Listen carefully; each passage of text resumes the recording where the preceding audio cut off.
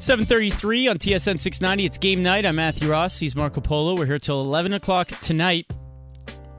Getting a lot of tweets on just haters of Michel Therrien. It's unbelievable. 50 wins. 50 wins this season with the roster that he has. 50 wins. How many more wins should they have had, folks? Huh? Crazy. Just crazy. We will switch gears a little bit and chat with our next guest. He is a former NHL goaltender for many years, certainly for the Canadiens, also for the Lightning a couple of years ago as well. We're joined once again by Mathieu Garon. Hi, Mathieu. How are you? I'm good. How are you? Very good. Thanks for joining us this evening. Your nice night in Florida? Yeah, it's a beautiful night. Can't complain. Well, you're missing a great day as well in Montreal. I think what do we get up to? I think 28 degrees downtown. Oh, that's great. So, wanted to get your take on the Canadiens and Lightning series. Obviously, it's 2-0 Tampa Bay right now. The first game was very close going into a second overtime. The second one was close until penalties started to happen for the Canadiens in the second period. I believe the last time we spoke a couple weeks ago, you had Tampa Bay winning a potential series with the Canadiens. Has it gone the way that you thought it would so far? Yeah, I mean, I think Tampa Bay is playing the way they usually play. I feel like both games, the first period, they looked a little bit intimidated. But other than that, I think they played their game plan. Their goalie saved them big time the first game. And second game, they just, I guess they just waited for Montreal to take penalties and they took advantage of their indiscipline, I think. What are your thoughts on Ben Bishop? Obviously, he's a guy that had some struggles at some points in the first round, but he ended Game 7 with a shutout, and he's played pretty well in this series as well. Yeah, you can tell. I think the momentum it's changed a little bit. The first 5-6 games of the first round, he didn't face that many shots, and you could tell like some games like. The other goalie, Mrazek from Detroit, had 40-some saves, and you only got like 20 saves. Like sometimes it gets in your head a little bit as a goalie. You don't get that many shots, you give up a couple goals, and you lose a game. It's sometimes it's a challenge for a goalie, but you can tell now he's back in his game, and since Game 7, he's been outstanding. You're a former teammate of Steven Stamkos. It must have been nice to see him get that goal, that monkey off his back with a big goal in that game too. Yeah, it's always nice to see him score. He's such a good person, such a great athlete, and the way he works every day. I mean, it's just nice. Like you just wish that guy to score goals because he's an amazing athlete.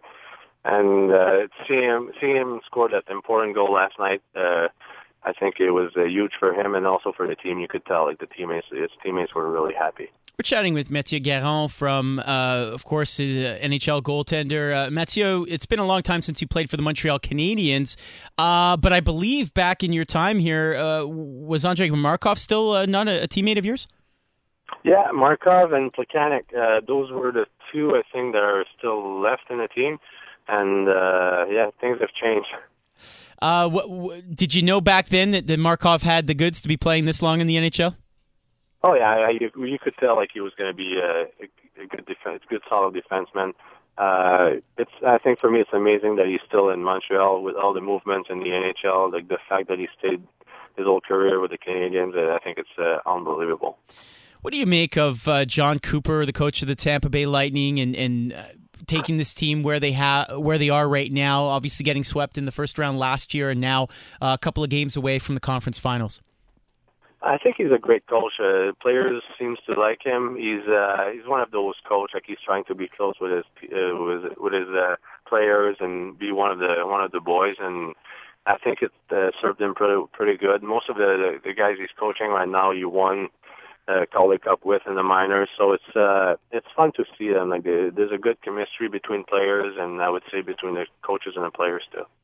We're chatting with Mathieu Garon here on TSN 690. Matthew Ross, Marco Polo also here in studio. Mathieu, the Lightning apparently got a very big welcome home when they landed in Tampa. Did you hear about this, and does it surprise you the amount of fans that came out? I didn't hear about it, but I know, like you can tell in the city right now, it's all about hockey. Even though the people that don't usually follow hockey. Now they're all into it, and it's fun. It's a good ride for the team, and I mean, I think it's just great for hockey here in Florida. Yeah, obviously with the NFL draft recently and Tampa having the top pick, that certainly was a focus for them, and the Rays season is underway. But in the spring, if Tampa's in the playoffs, you're telling us that it's pretty exciting time for that. Oh yeah, it's really exciting. The Bucks now with the draft, there was a little bit more attention there, but they finished last in the NFL, and the Rays are like it's basically a new team this year, new coach, new everything. So I think you could tell like the people are getting attached to the Lightning more and more every year. And with the owner here, Mr. Vinnick, he's such an important person in this city that I think he's getting all the people aboard. Mathieu, is there another series in the playoffs that you've been watching and you've really enjoyed, either in the last round or this round? I mean, Rangers, Washington, and we all watch that series on a little bit because we know like it's probably one of the two teams they're going to face, either Montreal or Tampa in the third round. So it's fun to watch that too. I think I like close hockey, like those 2-1 hockey games, and that's what the second round has been so far for that series. What do you make of the fact that Alexander Ovechkin's never been out of the second round in the Stanley Cup playoffs, and it could happen again, obviously playing a tough opponent with the Rangers? Well, I mean, it's easy to blame it on one player, but I think overall, like Washington, I remember back a few years ago, they always had great seasons, and it seems like some of them wouldn't perform as well as they used to do in the season. So it's him. It goes to him a little bit, but I mean, most of it is the whole team. And now with the new coach, it feels like they look a little more solid in the playoffs. Yeah, Barry Trotz, you've never played for him, but tough coach, I would imagine, to play for with defense being first, right? Yes, but at the same time, like I talked to a few players who used to play for him. I remember talking to Francis Bouillon and a few other guys. They all liked him. He was well respected in Nashville, and the fact that he coached there for that long was always tells you that he's a good coach. Chatting with Mathieu Garon, former NHL goaltender, here on Game Night on TSN 690. So, Game 3, do you expect for the Habs and Lightning? Do you expect it to boil over from Game 2? Do you expect it to be a very physical series with maybe the Lightning trying to get in the face of Carey Price this time around, or are they just going to stick to a game plan? Well, my guess is it's going to eat up. Like the longer you go in the series, it seems like the players start to hate each other a little bit more game after game. So it's going to be really physical. My guess is the Lightning are going to try to play a better first period that they did the first two games. So it should be interesting. At the same time, you got Montreal that can't afford to lose game number 3. So I'm sure it's going to be really exciting Wednesday here. Well, Mathieu, thanks so much for taking some time. Really appreciate it. You're welcome. Thank you. All right, there you go. That's Mathieu Garon, former NHL goaltender, spending some time with us here on Game Night on TSN 690. I'm Matthew Ross. He's Marco Polo. Matthew Words on Twitter. A lot of Michel Therrien hate coming in on Twitter. I'm flabbergasted. I just don't get it. You look at this roster, okay? Is it anywhere near what the Rangers have? No. Is it anywhere near what the Chicago Blackhawks have? No. Is it anywhere near what the Anaheim Ducks have? No. Yet they had 50 wins, and you're not going to give the head coach any credit. It's just Carey Price. He scores all the goals too, Carey Price. He body checks. He does everything for this team. It's all about Carey Price and nobody else, right? I don't get it. I don't get it. From Nicolas Archambault on Twitter at Matthew Words here. I believe we need to move Markov with all the young talent coming up and get it forward. We should look at the lottery winner. Well, Nicholas, I don't think that Connor McDavid and the Oilers are going to part anytime soon.